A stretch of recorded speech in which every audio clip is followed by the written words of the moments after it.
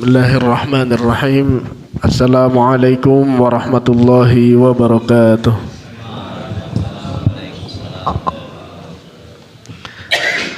Innal hamdalillah nahmaduhu wa nasta'inuhu wa nastaghfiruh wa na'udzu billahi min shururi anfusina wa min sayyiati a'malina. May yahdihillahu fala mudilla lahu wa may yudlil fala hadiya lahu. La ilaha illallah wahdahu la syarika lahu wa asyhadu Muhammadan abduhu wa rasuluhu la nabiyya wa la rasula ba'dah. Qala Allah ta'ala fi kitabihil karim, ya ayyuhalladzina amanu taqullaha haqqa tuqatih wa la tamutunna illa wa antum muslimun. Wa qala ta'ala, ya ayyuhan nasu taqu rabbakumul ladzi khalaqakum min nafsin wahidah wa khalaqa minha zawjaha wa bathahuma rijalan katsiran wa nisaa'a wattaqullaha alladzi tasaaluna bihi wal arham innallaha kana 'alaikum raqiba. Wa qala an-nabiy sallallahu alaihi wasallam, fa inna ahsanal kalami kalamullah wa khairal hadi hadi Muhammadin sallallahu alaihi wasallam wa syarrul umuri muhdatsatuha wa kullu muhdatsatin fid din bid'ah wa kullu bid'atin dhalalah wa kullu dhalalatin finnar. Amma ba'du.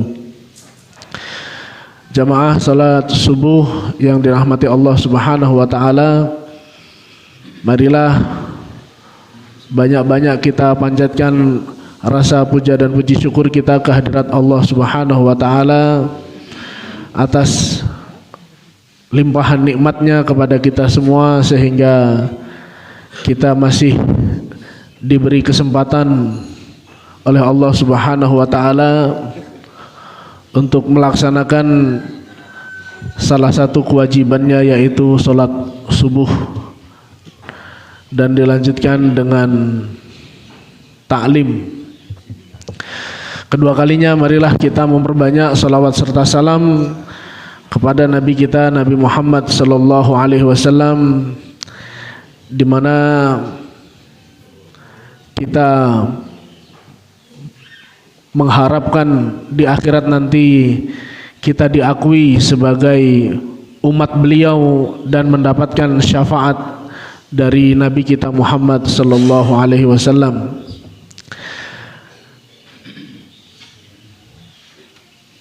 Baik jamaah sekalian, pada kesempatan pagi hari ini kita akan melanjutkan tentang perjalanan hidup Nabi kita sallallahu alaihi wasallam, di mana di awal-awal beliau mendakwahkan Islam, maka beliau mendapatkan berbagai halangan dan rintangan. Seperti yang sudah kita sampaikan pada pertemuan yang lalu, bahwa beliau mendapatkan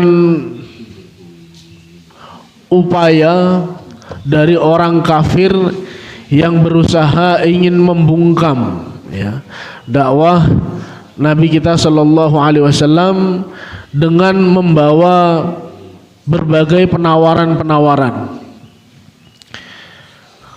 Ada di antaranya beliau ditawarkan untuk menjadi pemimpin, beliau ditawarkan harta, beliau ditawarkan kedudukan, bahkan yang lebih menggelikan lagi, orang-orang Quraisy menganggap bahwa Nabi kita sallallahu alaihi wasallam ini sedang ditimpa suatu penyakit. Jadi orang-orang kafir Quraisy, mereka menganggap bahwa Nabi sallallahu alaihi wasallam mendakwahkan Islam ini, dikiranya Nabi itu sedang mengalami sakit yang beliau tidak sanggup untuk mengobatinya. Mereka bersedia untuk mendatangkan tabib-tabib untuk mengobati beliau. Namun semua tawaran-tawaran tersebut beliau tolak, ya, dan beliau bisa menyampaikan hujah dengan sebaik-baiknya, ya, sehingga orang-orang kafir yang mereka berusaha ingin menghentikan dakwah Nabi sallallahu alaihi wasallam, ya, mereka tidak berhasil, ya, dalam menghalangi dakwah Nabi kita sallallahu alaihi wasallam. Lalu kemudian karena Nabi sallallahu alaihi wasallam beliau mendakwahkan Islam ini, ya, siang dan malam tanpa kenal lelah, ya, dan beliau lakukan semua itu tanpa mengharap imbalan apapun dari manusia, maka otomatis dari kepribadian Nabi Shallallahu Alaihi Wasallam yang penuh dengan akhlak-akhlak mulia, ya, otomatis beliau sudah berhasil mengajak beberapa sahabat, bahkan jumlahnya waktu itu sudah mencapai sekitar 40 orang atau kurang sedikit atau lebih sedikit, ya. Nah, yang menjadi masalah adalah kalau Nabi Shallallahu Alaihi Wasallam beliau adalah orang yang terpandang, ya. Beliau adalah orang yang terpandang di kaumnya, beliau adalah bangsawan, beliau adalah orang yang paling disegani, beliau adalah orang yang paling dihormati. Nah, maka beliau dalam menjalankan Islam hampir-hampir tidak mendapatkan perlakuan yang tidak mengenakkan, walaupun pada akhirnya nanti beliau juga mengalami seperti yang dialami oleh para sahabat.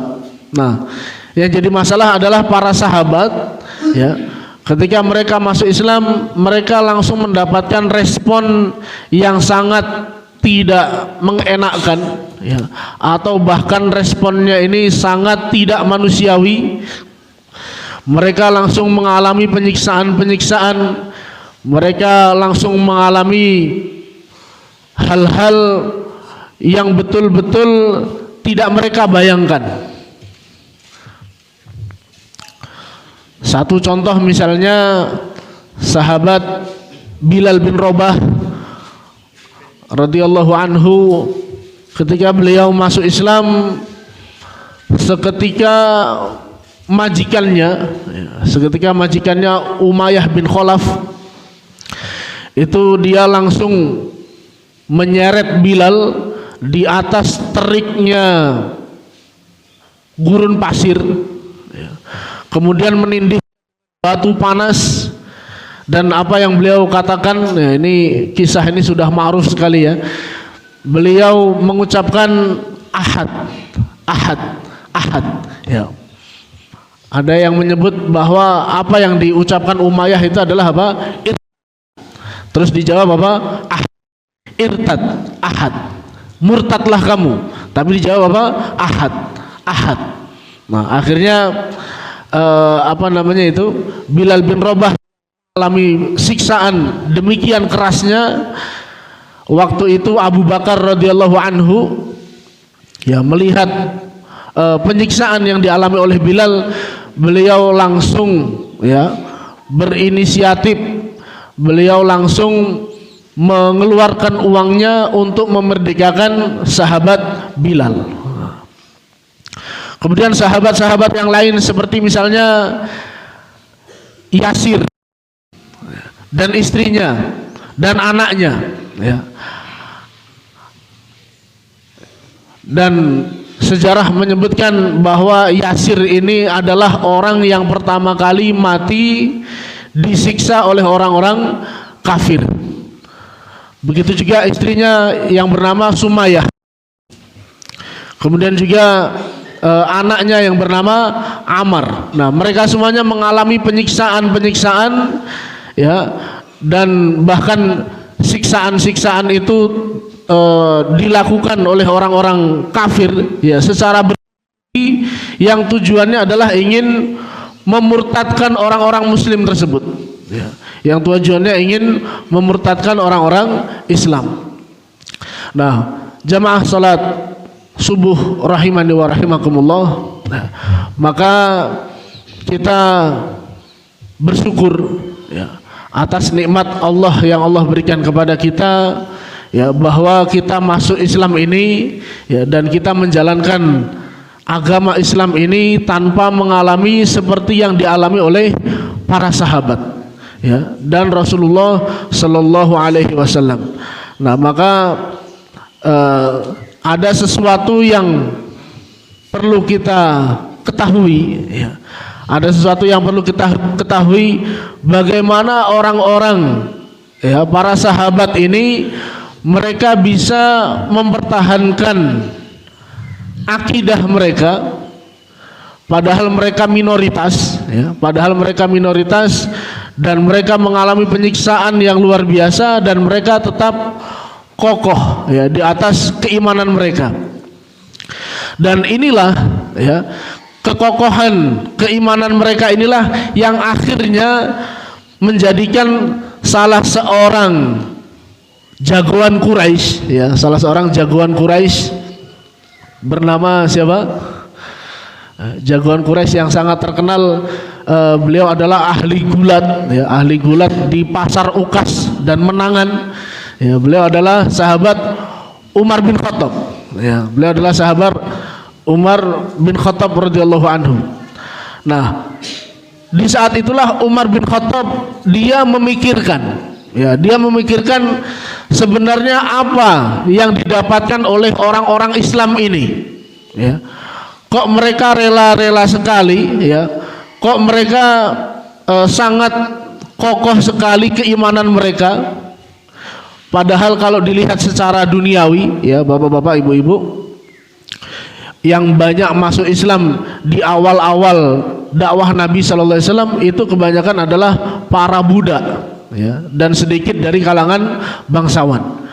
Nah, jadi Umar waktu itu berpikir apa yang para budak ini ya dari mereka masuk Islam. Mereka ini ibaratnya kasta yang paling rendah ya, kasta yang paling rendah, orang yang paling susah. Sudah paling susah, ketika dia masuk Islam, apa yang terjadi? Keadaannya semakin susah. Orang susah kok cari susah. Ini kan betul-betul menggelitik ya di pikiran Umar bin Khattab. Gimana ini? Ada orang susah masuk Islam, bukannya jadi enak, malah apa? Malah tambah susah. Disiksa demikian parah, demikian sadisnya, bukannya mereka melepaskan keyakinan mereka, justru mereka semakin kokoh dalam menjaga keimanan mereka. Nah, inilah akhirnya yang membuat sahabat Umar bin Khattab, waktu itu belum jadi sahabat ya, walau akhirnya beliau menjadi sahabat yang paling mulia setelah Abu Bakar As-Siddiq radhiyallahu anhu. Nah, saat itulah Umar bin Khattab dia berpikir merenungkan keadaan umat Islam ya. Suatu hari ya, dengan penindasan ini Nabi Shallallahu Alaihi Wasallam menginstruksikan para sahabat untuk berhijrah. Nah, di sana ada riwayat menyebutkan ada sahabiyah bernama Laila ya, ada sahabat bernama Laila binti Qais. Nah, ketika dia sedang menyiapkan perjalanan ya, berkemas-kemas gitu ya, tiba-tiba dia kepergok sama Umar bin Khattab ya. Terus ditanya, mau kemana anda wahai Ummu Abdillah, kamu mau kemana? Dijawab oleh Laila, saya pengen menghindari kalian karena saya masuk agama Islam ini ya, mendapatkan perlakuan yang tidak mengenakan dari kalian, maka kami akan pergi meninggalkan kalian dan kami akan mendapatkan tempat yang aman untuk menjalankan agama kami ini. Nah, terus ada yang mengejutkan Laila ya, Laila binti Qais. Umar bin Khattab kemudian dia mengatakan, semoga Allah membersamai Anda. Semoga Allah membersamai Anda dalam perjalanan Anda dan Anda selamat sampai tujuan. Kaget ya. Tumben Umar yang biasanya ganas sama orang Muslim ya, biasanya dia apalagi orangnya kuat ya, apalagi orangnya temperamental ya, pokoknya kalau bahasa kita sekarang apa, senggol bacok gitu ya. Orang yang senggol bacok Umar bin Khattab itu, karena orangnya temperamental, orangnya mudah tersulut emosinya. Nah, itu beliau mengatakan, semoga Allah membersamai Anda dan menyelamatkan perjalanan Anda. Nah, siapa namanya, Laila binti Qais ini kaget. Nah, kemudian Umar berlalu, suaminya datang ya. Kemudian perempuan tadi mengisahkan kejadian aneh ya kepada suaminya. Tadi Umar ngomong kayak gini ya. Tadi Umar ngomong kayak gini ke saya ya. Kemudian suaminya yang mengenal watak Umar, dia mengatakan Umar itu nggak akan masuk Islam sampai keledainya masuk Islam. Jadi Umar itu nggak mungkin masuk Islam sampai keledainya masuk Islam. Jadi artinya apa? Menggambarkan Umar itu sosok yang dilihat oleh manusia adalah paling jahat ya, sosok yang paling ganas ya dalam menyiksa umat Islam ya. Di pikiran para sahabat itu nggak mungkin Umar ini akan masuk Islam. Nah, tapi ternyata di sisi lain ya, di sisi lain Umar bin Khattab itu dia suka merenungkan ya, merenungkan keadaan umat Islam yang itu tadi kami sampaikan, apa yang didapatkan oleh orang-orang lemah ini ya ketika mereka masuk Islam. Bukannya mereka dari mereka, justru mereka mengalami kesulitan yang lebih parah. Nah, akhirnya inilah yang membuat Umar bin Khattab banyak berpikir yang pada suatu malam ya, pada suatu malam Umar bin Khattab ini mencoba mencuri dengar ya, mencoba mencuri dengar apa yang dibaca oleh Nabi SAW setiap malam. Ya, jadi apa namanya, Umar bin Khattab setelah dia merenungkan Islam, setelah merenungkan keadaan umat Islam, nah dia mencoba untuk mungkin kalau bahasa kita mengklarifikasi. Jadi apa toh yang didakwahkan Nabi ini kok bisa sedemikian kuatnya ya orang Islam itu memegang keyakinannya. Nah, akhirnya Umar dia entah mendatangi rumah Nabi atau dia mendatangi tempat sholatnya Nabi di Masjidil Haram. Nah, ketika sampai di tempat sholatnya Nabi SAW, waktu itu Nabi SAW membaca surah Al-Haqqah ya. Belum membaca surah Al-Haqqah. Al-Haqqah mal-Haqqah wa ma adraka mal-Haqqah, sampai di ayat yang apa ini, apa itu? Nah, jadi ada sesuatu yang menakjubkan ya dari Umar bin Khattab ketika beliau mendengar Nabi Shallallahu Alaihi Wasallam membaca surah Al-Haqqah ini, dia tiba-tiba bergumam ya, dia bergumam, bacaan ini sungguh luar biasa ya, bacaan ini sungguh luar biasa. Terus dia mengatakan apa? Dia mengatakan yang mengucapkan ini pasti ahli syair ya. Yang mengucapkan ini pasti ahli syair. Nah, kemudian Nabi SAW melanjutkan bacaan ayatnya, wa ma huwa biqauli syair ya, qalilam ma tu'minun. Ini bukanlah perkataan penyair ya. Jadi qadarullah, ketika Umar berkomentar, wah ini perkataan bagus, ini pasti penyair top ini ya kan? Ini pasti penyair top yang mengungkapkan kata-kata yang luar biasa ini. Kemudian dijawab oleh Islam dengan surah Al-Haqqah berikutnya itu tadi, wa ma huwa biqauli syair qalilam ma tu'minun. Dia ini bukan perkataan penyair. Nah, langsung Umar bin Khattab bergumam lagi. Kalau bukan penyair berarti ini perkataannya dukun. Berarti ini perkataannya dukun karena luar biasa, bisa memberi pengaruh yang sangat luar biasa. Nah, jadi bapak-bapak, ibu-ibu, kalau kita dengar bacaan Quran ya nggak memberi pengaruh, ya berarti kita ya karena nggak paham gitu ya. Berarti kita nggak paham apa yang kita baca. Jadi kalau kita paham apa yang kita baca, nah orang sejahat-jahatnya Umar bin Khattab ya waktu itu dia langsung langsung punya komentar ya, dia langsung punya komentar. Dia bukan perkataan penyair, berarti dia perkataan dukun ya, karena bisa memberi reaksi yang luar biasa. Nah, dilanjutkan lagi oleh Nabi SAW, wala biqauli kahin qalilam ma tadhakkarun ya. Dia juga bukan perkataan dukun ya, dia juga bukan perkataan dukun, qalilam ma tadhakkarun, sedikit sekali yang mengambil peringatan ini. Tanzilum mir rabbil alamin ya, dia diturunkan dari Tuhannya alam semesta. Nah, barulah di situ sudah mulai ada bibit-bibit sudah ada bibit-bibit keislaman dalam hati Umar bin Khattab radhiyallahu anhu. Nah, akan tetapi ya di sana disebutkan bahwa waktu itu Umar masih merasa bahwa agama jahiliyah itu lebih lebih layak untuk dia pegang teguh. Walaupun ya secara akal secara akal Umar bin Khattab ini dia sudah menganggap bahwa ajaran Islam itu lebih baik.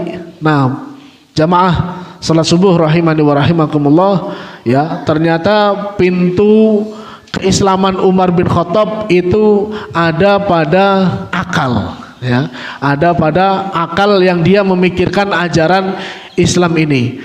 Jamaah salat subuh rahimani wa rahimakumullah. Nah, maka kalau kita mau mencapai pada ya yang bisa mengalahkan atau hidayah yang bisa membuat tekanan-tekanan dunia ini serasa ringan ya, himpitan dunia yang semakin tidak menentu hari ini. Nah, maka yang bisa menguatkan itu adalah ketika kita menggunakan akal sehat kita ya untuk merenungi ajaran-ajaran Islam ya, untuk merenungi ajaran-ajaran Islam. Nah, ini yang menjadi kunci ya, kenapa Umar bin Khattab yang waktu itu orang yang sangat jahat, akhirnya dia mulai terbuka dengan ajaran Islam. Nah, kita lanjutkan lagi.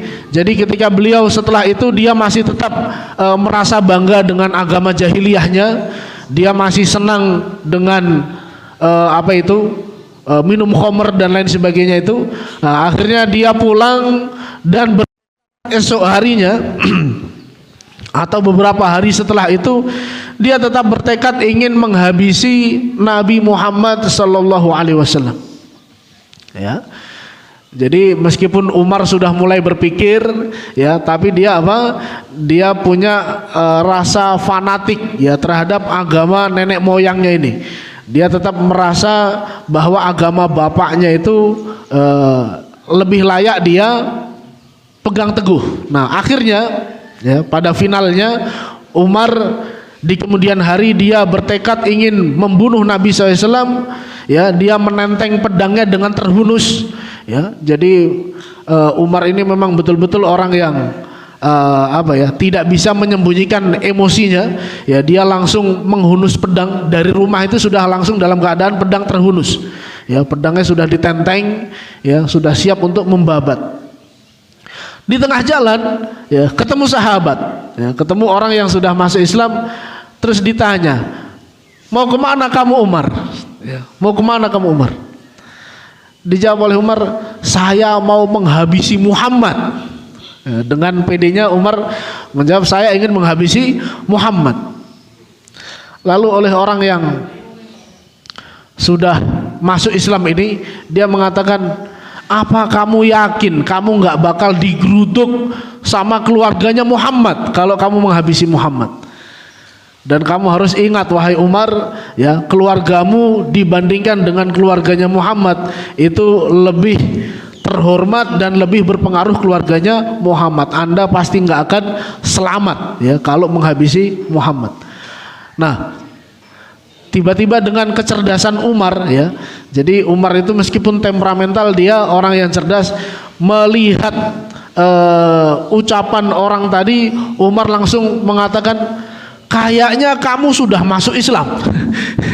Langsung ditebak oleh Umar, kayaknya kamu sudah masuk Islam. Nah, jadi Umar sudah siap membabatkan apanya itu pedangnya. Wah, ngelihat keadaan ini makin tidak beres ya, orang itu langsung bilang gini, Umar, tahan dulu. Kamu akan lebih terkejut lagi kalau adikmu sama iparmu itu sudah masuk Islam. Nah, ternyata apa? Umar dialihkan ya, emosinya Umar dialihkan dari yang mau emosi kepada Nabi, terus kepada orang ini, terus dialihkan kepada siapa? Kepada adiknya. Nah, akhirnya Umar semakin berang ya, dia emosi memuncak ya ketika tahu adiknya ya dan iparnya itu sudah masuk Islam. Akhirnya dia putar haluan ya, dia putar haluan mendatangi rumah adiknya ya, yang waktu itu ternyata Umar sudah sempat terdengar bacaan ayat ya. Di sana ada sahabat Khobab bin Arad ya, ada sahabat Khobab bin Arad yang sedang membacakan surat Toha ya di dalam sebuah mushaf. Nah, ketika mendengar langkah Umar ya, sahabat yang sedang bacakan surat kepada suami istri tadi ya, sahabat ini langsung sembunyi di balik atau di rumah belakang gitu ya. Dia langsung sembunyi di rumah belakang. Kemudian Umar masuk dengan mendobrak pintunya, karena dia sudah sempat dengar apa yang dibaca oleh orang yang di dalam rumah tadi. Nah, ketika didobrak ya, dia langsung mengatakan ya, dia langsung berteriak, apakah kalian sudah keluar dari agama nenek moyang kalian? Langsung dijawab oleh iparnya, wahai Umar, apa pendapatmu kalau agama yang kami peluk itu memang lebih benar daripada agamamu? Apa pendapatmu wahai Umar kalau agama yang benar itu memang agama kami, bukan agama nenek moyang? Ya, Umar dibantah seperti itu. Apa yang beliau lakukan? Beliau langsung ya berkuda-kuda nginjak suami adiknya ya, nginjak iparnya. Jadi bisa dibayangkan Bapak Ibu ya, Umar sedang berdiri, tiba-tiba apa? Dia bisa menginjak iparnya. Jadi Umar ini betapa tangkasnya dia ya. Dia bisa lompat ya, langsung langsung menginjak iparnya tadi, terus dipukuli ya, terus dipukuli adik iparnya ini. Nah, tiba-tiba ya melihat suaminya dipukuli abangnya ya, otomatis ya sang istri membela suaminya yang sedang dipukuli. Umar pun langsung menghantam adiknya ya, yang mau berusaha menolong suaminya, dihantam oleh Umar ya, dan akhirnya adiknya yang kepukul mukanya sampai meleleh darahnya ya, sampai darah itu mengalir ya. Dan ternyata watak adiknya Umar ini hampir sama dengan siapa? Dengan Umar, temperamen ya. Dia dikuampleng ya, dia malah makin galak ya. Ya, langsung adiknya ini makin beringas, langsung teriak kepada Umar, wahai Umar, kamu itu kafir najis. Kamu itu kafir najis. Kalau kamu mau kalau kamu mau menerima hidayah ini, segera ucapkan syahadat la ilaha illallah Muhammadur Rasulullah. Nah, ketika melihat adiknya yang sudah meleleh darah akibat hantaman Umar tadi ya, Umar dia mulai melunak hatinya ya. Jadi dia jagoan yang sesungguhnya ya. Dia melihat perempuan terluka ya, dia nggak tega ya, dia nggak tega melihat adiknya terluka. Akhirnya dia melunak, ya sudah, kalau begitu coba tunjukkan apa yang kalian baca tadi ya. Coba tunjukkan apa yang kalian baca tadi, saya tak lihat, saya tak membacanya. Kemudian dijawab oleh adiknya, kamu ini orang kafir ya, dan Anda tidak layak untuk memegang mushaf ya. Kamu tidak layak untuk memegang lembaran ini. Kamu kalau mau pegang, kamu mandi dulu ya.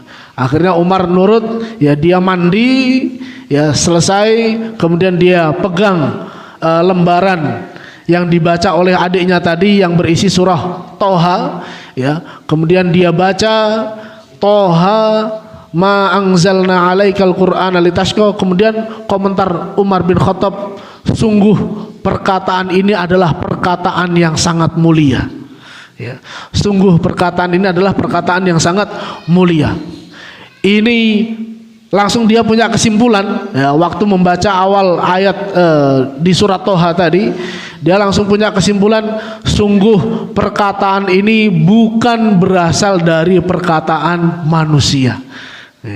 Jadi Umar bin Khattab, ya, di awal keislamannya dia berkomentar bahwa yang saya baca ini sungguh betul-betul bukan perkataan manusia. Nah, melihat komentar Umar yang mengatakan bahwa ini bukan perkataan manusia, sahabat Khobab bin Arad yang tadi sembunyi di kamar belakang, dia langsung keluar bertakbir, Allahu Akbar. Allahu Akbar, Allahu Akbar. Selamat Umar. Ya. Nabi beberapa lalu sudah mendoakan Anda, ya. Ya Allah, kuatkanlah Islam dengan antara dua Umar, ya. Yang satu Umar bin Khattab, yang satu adalah Amr bin Hisham, atau bahasa terkenalnya atau nama terkenal adalah Abu Jahal. Ya, jadi Allah Nabi SAW sebelum keislamannya Umar itu pernah berdoa, ya Allah, kuatkanlah Islam ini di antara dua Umar yang lebih Engkau cintai, ya Allah. Ya, jadi Nabi SAW berdoa berharap kepada Allah supaya Islam ini dikuatkan oleh salah satu dari dua Umar, ya, yang satu Umar bin Khattab, yang satu Amr bin Hisham, yaitu Abu Jahal. Nah, ternyata Allah Subhanahu wa taala lebih mencintai Umar bin Khattab radhiyallahu anhu, yang akhirnya, ya, Umar bin Khattab ini beliau mendapatkan hidayah, ya, lantaran dia berfikir, ya, pada awalnya, kemudian dia mendengarkan, ya, kalam ilahi, dia mendengarkan surah Al-Haqqah, ya, kemudian dia membaca surah Toha, dia renungkan dengan sebaik-baiknya, dan akhirnya mendatangkan hidayahnya Allah Subhanahu wa taala. Jamaah salat subuh rahimani wa rahimakumullah. Jadi kesimpulannya adalah bahwa hidayah, ya, yang Allah berikan berupa hidayah bayan, ya, hidayah bayan atau hidayah penjelasan, itu akan mencapai pada hidayah taufik, ya, hidayah taufik dari Allah Subhanahu wa taala manakala seorang itu dia menggunakan akalnya, ya, dia menggunakan akal sehatnya untuk merenungkan hidayah bayan, ya. Jadi akal sehatnya itu dia gunakan untuk merenungi ayat-ayat Allah. Nah, maka dengan itu akan menghantarkan pada hidayah taufiknya Allah Subhanahu wa taala, ya, sehingga hamba tersebut menjadi hamba yang beriman dan menjadi hamba yang kokoh, ya, dalam memegang keimanannya tersebut hingga akhir hayatnya, sebagaimana yang kita saksikan dalam sejarah bahwa para sahabat as-sabiqunal awwalun, ya, mereka yang masuk Islam dan mereka pada akhirnya meninggalkan dunia ini, mereka masih dalam keadaan berpegang teguh dengan agama yang mereka peluk, yaitu agama Islam yang menjadi agama satu-satunya yang diridhai oleh Allah Subhanahu wa taala. Jamaah salat subuh rahimani wa rahimakumullah, mungkin ini yang bisa kami haturkan pada kesempatan pagi hari ini. Banyak kekurangannya kami mohon maaf yang sebesar-besarnya. Aku qouli hadza fa astaghfirullah li wa lakum fastaghfiruhu innahu huwal ghafurur rahim. Wassalamualaikum warahmatullahi wabarakatuh.